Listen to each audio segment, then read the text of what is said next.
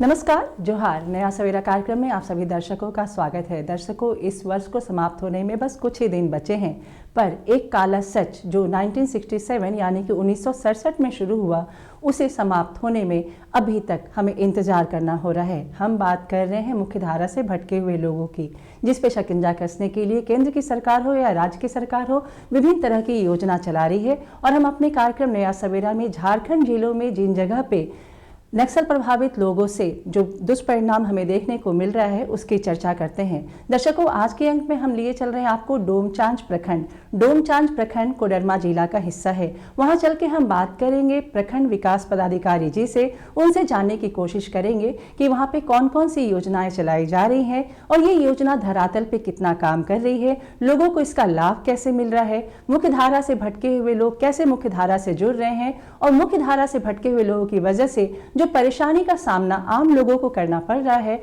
उससे लोगों को निजात कैसे मिल रहा है। तो चलिए चलते हैं डोमचांच प्रखंड कोडरमा जिला और मिलते हैं प्रखंड विकास पदाधिकारी जी से। यहाँ उग्रवादियों की गतिविधियां चरम पर थी।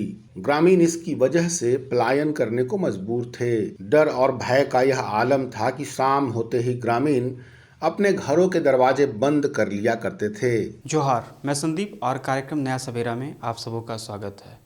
अगर हम नया सवेरा कार्यक्रम की बात करते हैं तो नया सवेरा कार्यक्रम के माध्यम से जिला प्रशासन सरकार के द्वारा जो विभिन्न प्रकार की योजनाएं चलाई जा रही हैं, यहाँ के लोग किस तरीके से लाभान्वित हो रहे हैं, अपने घरों से बाहर किस तरीके से निकल उन योजनाओं का लाभ ले रहे हैं, इन सारी विषयों से हम आपको रूबरू कराते हैं। इसी कड़ी में हम आप पहुँचे हैं कोडरमा जिला के डोमचांच प्रखंड में, जो कि एक ऐसा दौर था कि यहाँ नक्सल प्रभावित क्षेत्र हुआ करता था। लोग अपने घरों से बाहर निकल नहीं पाते थे, लेकिन समय के साथ बदलाव हुआ और आज यहाँ के लोग सरकार की विभिन्न योजनाओं से जुड़कर अपना सर्वांगीण विकास कर रहे हैं। तो आइए हम प्रखंड विकास पदाधिकारी जानते हैं कि क्या क्या योजना चल रही है और लोग किस तरीके से लाभान्वित हो रहे हैं। अभी प्रेजेंट हम देखें तो हमारे सीएम सर के द्वारा हम लोग को एक आदेश दिया गया था। मैं अभी जो प्रेजेंट हमारा चल रहा है इसमें हम लोग अभी शिक्षा में ही, जो पहले क्या था कि हम लोग और सारे विषयों को ध्यान देते थे, लेकिन हमारा जो रीजनल लैंग्वेज होता था उसको लेकर के ज़्यादा विशेष ध्यान दिया जाता नहीं था।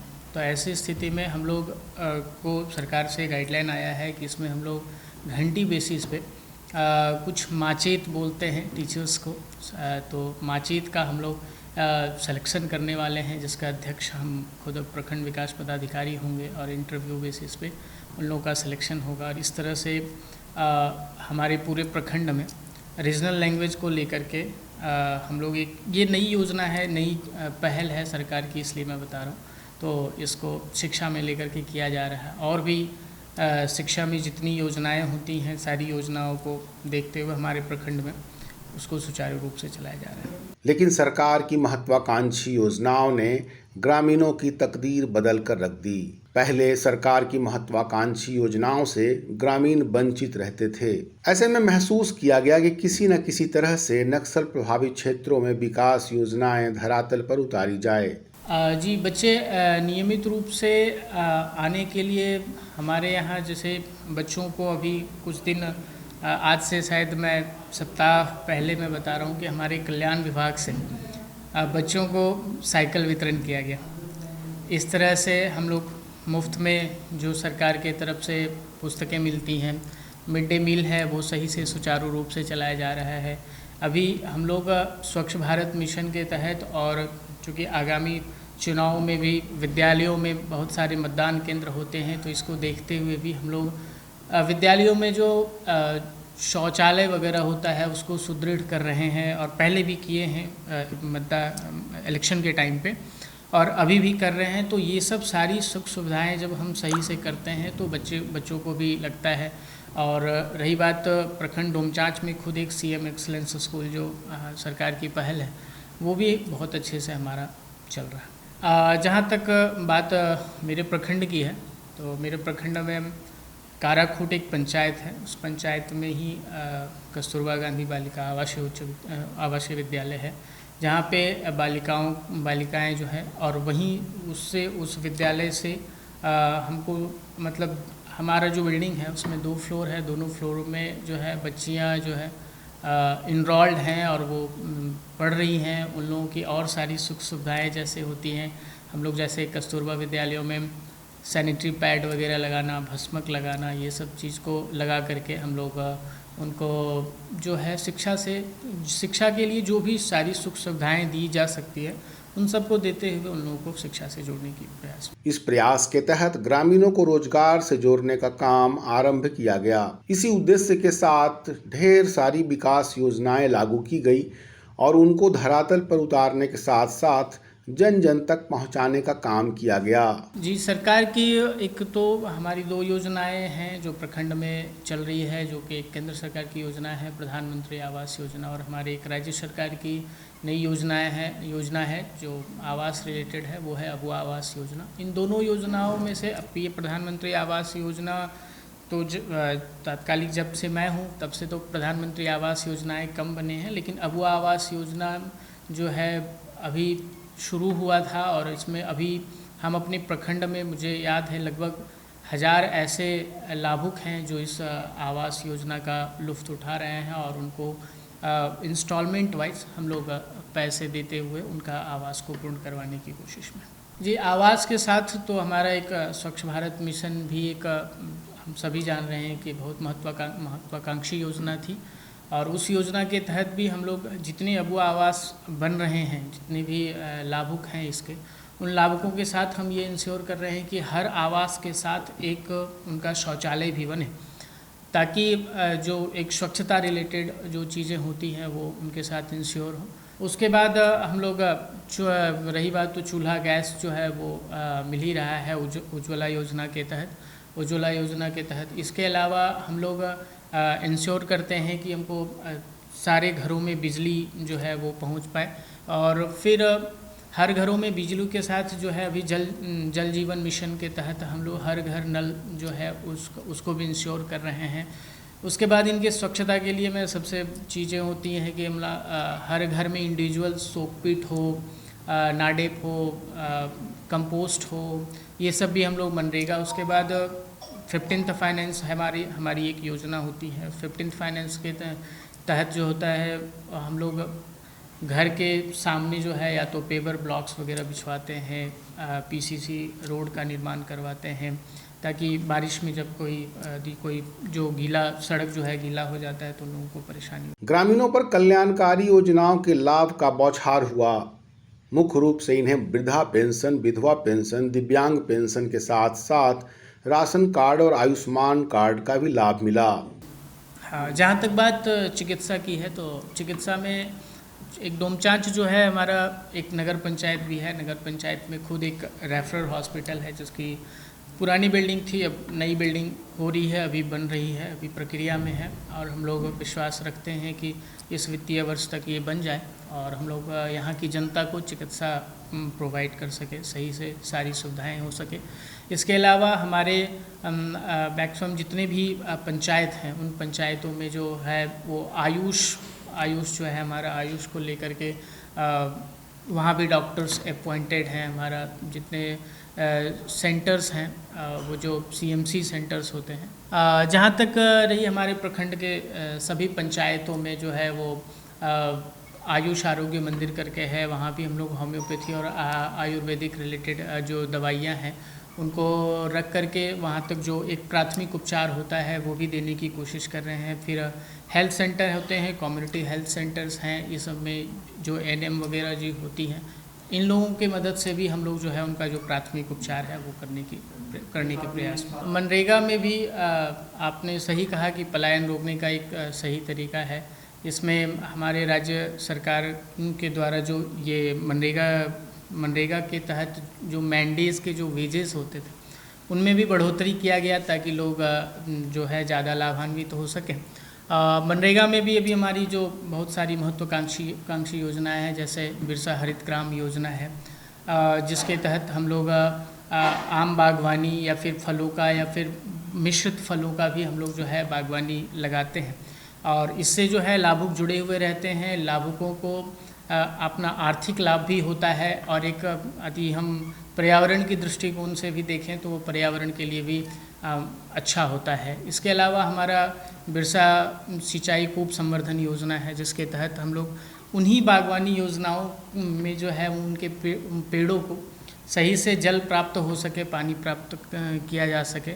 इसके लिए हम लोग जो है ये कुआं योजना है, इस तरह मेड़बंदी समतलीकरण योजना है, टीसीबीज हैं, इसके अंदर भी हम लोग सॉकपिट और वर्मी कंपोस्ट वगैरह इसका हम लोग करते हैं। इससे जो है हमारा मैंडेज जो है अच्छा मतलब जनरेट होता है। लगभग हमारा 1 लाख मैंडेज जो है जनरेट अभी तक इस फाइनेंशियल में हो चुका है, और हम लोग इससे लोगों को लाभ पहुंचा रहे हैं, और इससे हमारा पलायन में भी डर भय की जगह उनमें आत्मविश्वास है।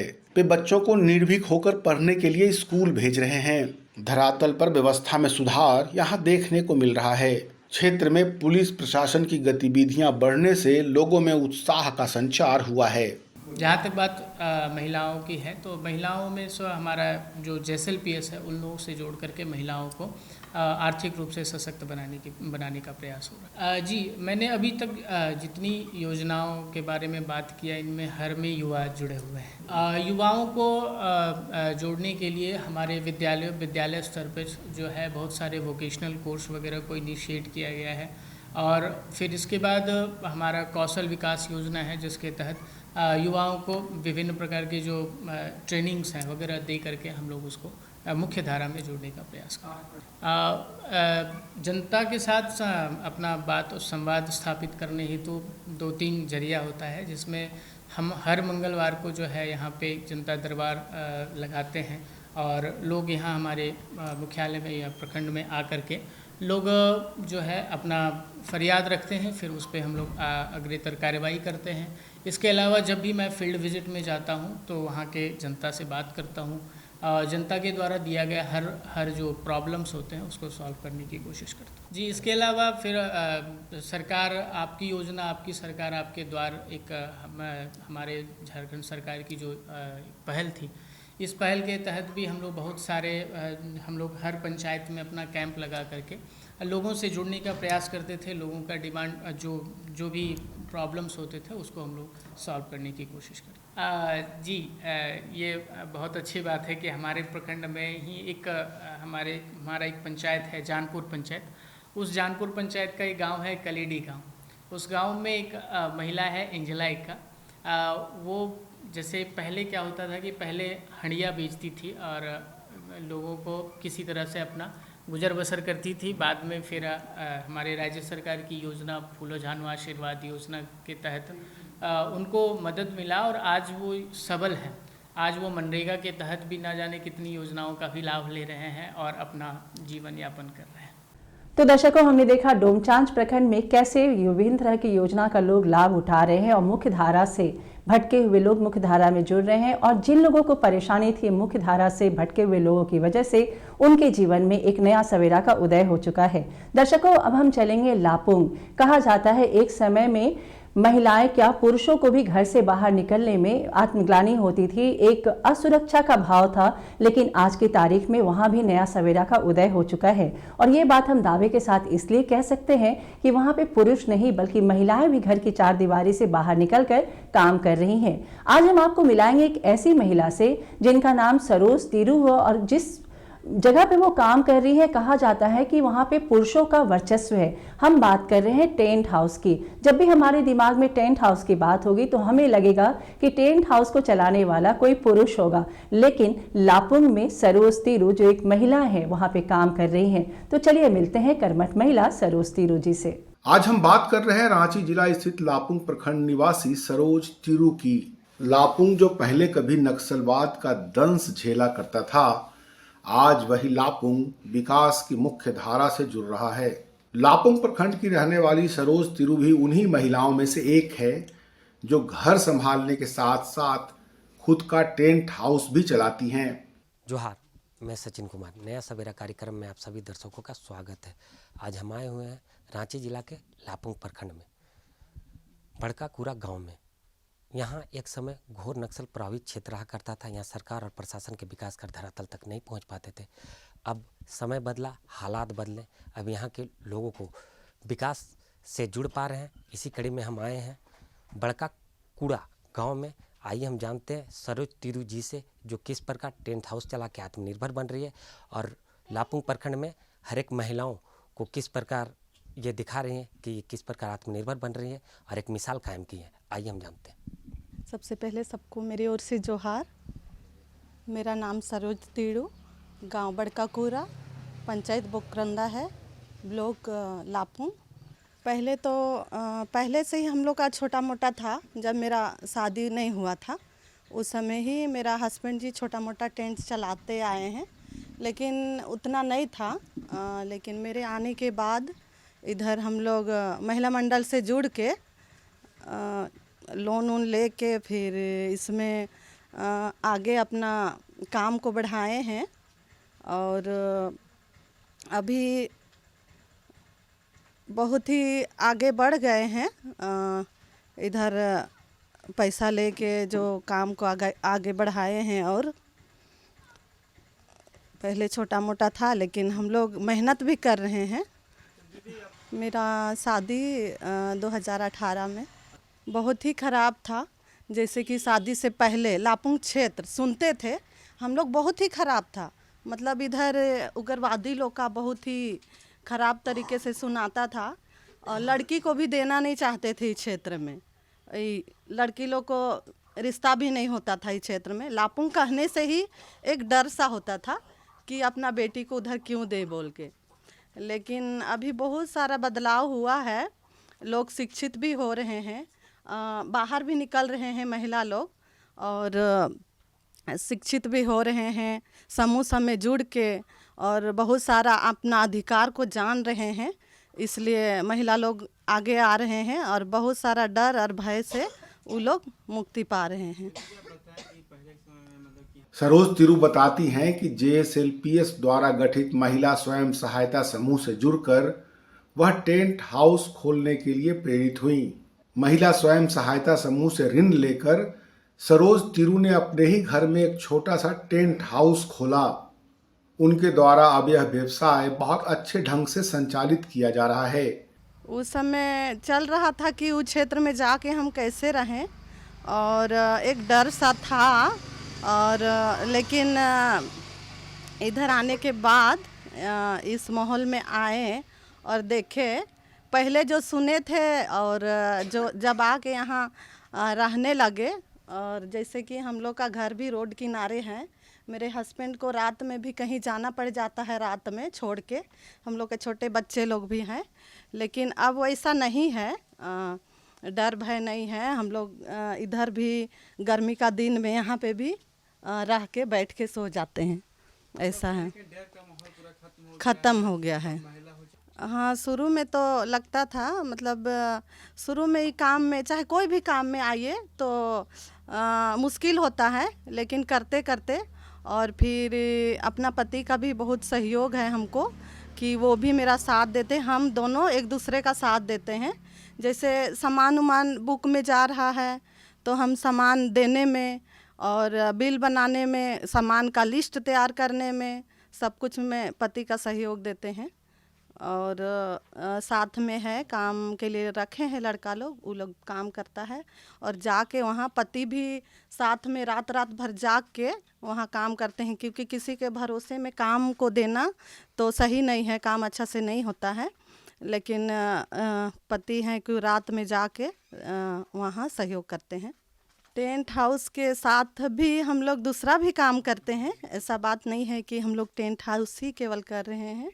जैसे कि अभी महिला मंडल में जुड़े हैं, क्लस्टर से हम कोषाध्यक्ष पद में हैं। मतलब ये सीज़न तो पूरा नहीं चलता है, मतलब पूरा साल तो नहीं चलता है। अभी जो है इस मौसम में शादी का सीज़न है तो ज़्यादातर इसमें समय देना पड़ता है, नहीं तो बाकी समय उतना ही काम नहीं होता है। बीच में एक आध दो आ गया तो ठीक है, नहीं तो इधर कितना मदद किया आपको? हमको यही मदद हुआ है कि जैसे कि छोटा था मेरा बिजनेस, लेकिन हम लोग लोन लिए और उसके द्वारा हम लोग सामान को बढ़ाए और फिर बाकी एक जगह देते थे पहले, चाहे 2 जगह, लेकिन अभी 3 जगह 4 जगह भी दे सकते हैं। गांव देहात में तो छोटा छोटा ही प्रोग्राम रहता है, उसमें ज़्यादा सामान उमान नहीं रखता है लोग, तो 3-4 जगह हम लोग सामान देते हैं। पहले एक ही जगह में हम लोग नहीं सकते थे देने। इससे उन्हें 20 से 30 हजार रुपये प्रति माह कमाई हो रही है। सरोज तिरु बताती हैं कि गांव के लोगों की जरूरत के अनुसार टेंट हाउस में आवश्यक सामान रखा गया है। शादी विवाह सहित छोटे मोटे अन्य समारोह के लिए ग्रामीणों को टेंट हाउस से जुड़े सभी सामान की आपूर्ति की जा रही है। बहुत ही कम भाड़े पर टेंट हाउस में सामग्री उपलब्ध कराया जाता है। बड़का कूरा की महिला लोग हम लोग को बहुत ही सहायता करती है। पहले तो हम लोग जैसे कि एक दूसरे का सुख दुख को नहीं जानते थे, एक दूसरे का समस्या को भी नहीं जानते थे, लेकिन अभी जब हम लोग समूह में बैठ रहे हैं और बहुत सारा समस्या को लोग बताती है, एक दूसरे का समस्या को हम लोग जानते हैं। और यही है कि बहुत गांव में और भी काम है, जैसे कि अभी इधर महिला मंडल से जुड़ के बहुत सारी दीदी लोग गांव के बदलाव के लिए आ रही है। जैसे कि हो गया कृषि क्षेत्र के लिए, फिर अभी जेंडर सीआरपी जो महिला के बदलाव के लिए आ रही है, लड़का लड़की में फ़र्क नहीं होना है कह के, तो उस सब में हम लोग सहायता करते हैं और उसके बाद में दीदी लोग आती है। इसके कारण भी बहुत सारा बदलाव हो रहा है, बहुत परिवर्तन आया है। जैसे कि पहले कहना चाहिए थोड़ा बहुत आता था, लेकिन अभी तो बड़ा किए हैं, सामान सब बढ़ाए हैं, इसलिए बाकी जगह भी बुक जाता है, तो फिर उस आधार से हम लोग का आय होता है। जोहार, मेरा नाम सुशीला कुमारी है। मैं यही क्षेत्र की बोकरंदा पंचायत की जेंडर सीआरपी दीदी हूँ। और ये जो सरोज दीदी अभी बताई अपनी परिस्थिति के बारे में, इन्होंने बहुत संघर्ष किए। पहले इनकी स्थिति बहुत ख़राब था, उसके बाद में जैसलमेर से जुड़ के दीदी अभी अपना समूह से जुड़ के लोन ली, उसके बाद में भीओ में जुड़ी, भीओ से जुड़ के सीएलएफ में जुड़ी। अभी दीदी का परिचय अभी 3 पंचायत से जानकारी दीदी को जानने पहचानने लगा है। 3 पंचायत अभी क्लस्टर बना हुआ है, उस क्लस्टर की वो कोषाध्यक्ष दीदी है। जो अभी दीदी का जो टेंट हाउस चल रहा है, उस टेंट हाउस में इनका जो सहयोग मिला है, दीदी का परिचय हो गया है कि दीदी का टेंट हाउस है, तो वो दीदी को अभी इतना ज़्यादा आ रहा है डिमांड कि दीदी मेरे यहाँ शादी है, मेरे यहाँ जो भी है मरकी है या फिर छठी उठी जो भी पार्टी है, उसका दीदी को वहाँ से बुलाया जाता है फ़ोन करके कि सरोज दीदी आपका वहाँ पर टेंट हाउस है बड़ा, तो हम लोग के यहाँ आ सकते हैं। तो दीदी उस लोग के संपर्क के द्वारा वो वहाँ पर पहले से तो बहुत सुधार हो गया है। अब बच्चा लोग को अच्छा पढ़ा लिखा रही है। पहले परिचय इनका कहीं नहीं था, गांव से निकलती नहीं थी, लेकिन अब दीदी जैसलमेर से जुड़ के गांव से बाहर निकल रही है और इनका पति से भी अधिक अभी सरोज दीदी का पहचान बढ़ गया है। तो दर्शकों, आज के अंक में हमने देखा डोमचांच प्रखंड कोडरमा जिले की कहानी, साथ ही साथ हम लिए गए आपको लापुंग। हम मिले सरोज तिरु जी से, जो महिलाओं के लिए एक मिसाल कायम की हुई है और लोग उनसे प्रेरित हो रहे हैं। आज के अंक में फिलहाल इतना ही, अगले अंक में फिर होगी अपनी मुलाकात। चलते चलते आप सभी से गुजारिश है कि आपके समक्ष कभी कोई ऐसा व्यक्ति आ जाए जिसको देख के आपको थोड़ा भी शंका हो कि ये व्यक्ति मुख्य धारा से भटका हुआ है या फिर भटकने वाला है, तो आपकी नैतिक जिम्मेवारी बनती है कि आप उसे समझाएं कि वो मुख्य धारा से जुड़े रहे। मुख्य धारा से भटकना यानी अपने पांव पे कुल्हाड़ी मारना है। अगले अंक में फिर मिलते हैं, तब तक के लिए हमारी पूरी टीम को दीजिए इजाजत। नमस्कार, जोहार।